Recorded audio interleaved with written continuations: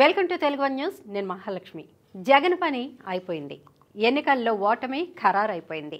Polling శాతం భారీగా ఉండడంతో జగన్ పార్టీ మోటాముల్లే సర్దుకోవడమే మిగిలింది. ఆ మిగిలిన కాస్త జూన్ 4న పూర్తయిపోతుంది అన్నది ఇప్పటి వరకు పరిశీలకులు, విపక్ష కూటమి నేతలు చెబుతున్న మాట. సామాన్యుల అంచనాలు కూడా అలాగే ఉన్నాయి. అయితే అధికారికంగా ఫలితం వెలువడటానికి ఇంకా దాదాపు 20 రోజుల సమయం ఉన్నా జగన్ పని అయిపోయిందనడానికి చెప్పడానికి తిరుగులేని రుజువుగా ఐపాక్ నిలిచింది. ఇన్నేళ్లుగా జగన్ వ్యూహాలు, ఎత్తుగడలన్నిటి వెనుక నిలిచిన ఐపాక్ పోలింగ్ పూర్తి కాగానే జగన్కు జల్ల కొట్టేసిందని అర్థమవుతోంది. ఇక సోమవారం మే 13 పూర్తయింది.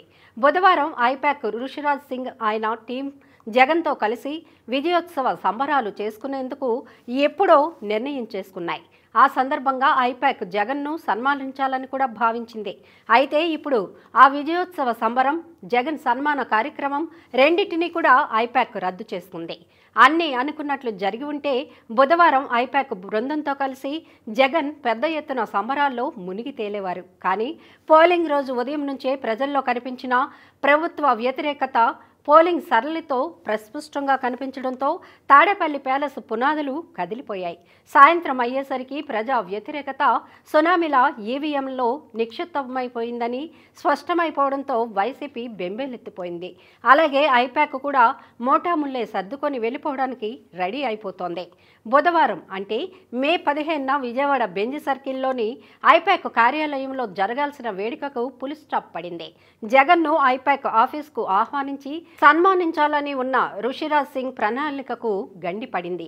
జగన్ ఐపాక్ కార్యాలయానికి రావడం లేదని, ఆయన సన్మాన కార్యక్రమం రద్దయిందని ఐపాక్ వర్గాల ద్వారానే విశ్వసనీయంగా తెలిసింది.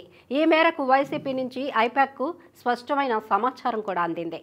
దాంతో భారీ ఎత్తున సంబరాలు జరుపుకోవాలన్న ఐపాక్, వైసీపీల ప్రణాళిక కార్యరూపం దాల్చకుండానే ఎండ్ కార్డు పడిపోయింది.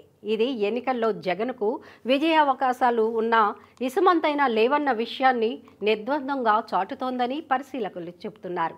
అంతేకాదు, ఐపాక్ సభ్యులకు కంపెనీ ఇచ్చిన మొబైల్ ఫోన్లు, ల్యాప్టాప్లు మే 15న ఉదయానికల్లా తిరిగి ఇచ్చేయాలని విస్పష్ట ఆదేశాలు కూడా అందాయి. అంతేకాదు, వారికి ఇవ్వాల్సిన ఈ నెల వేతనాలు, ఇతర అలవెన్సులు అందజేస్తామని తెలిపింది. అంతేకాకుండా ఎవరైనా ల్యాప్టాప్స్, మొబైల్స్ రిటర్న్ చేయకుంటే వారిపై క్రమశిక్షణ చర్యలు తీసుకుంటామన్న హెచ్చరిక కూడా జారీ అయింది. ఇంత అర్జెంటుగా ఐపాక్ సభ్యుల నుంచి ఫోన్లు, ల్యాప్టాప్లను వెనక్కు తీసుకోవడానికి కారణం ప్రభుత్వం మారితే తమ ఫేక్ ప్రోపగండా బయటకు పొక్కి చిక్కుల్లో పడతామన్న భయమే కనిపిస్తోందని పరిశీలకులు విశ్లేషిస్తున్నారు.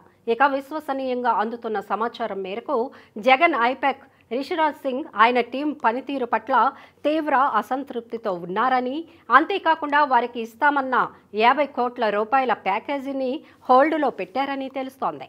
ఆ కారణంగానే ఐపాక్ జగన్ సన్మాన కార్యక్రమాన్ని రద్దు చేసుకుందని అంటున్నారు.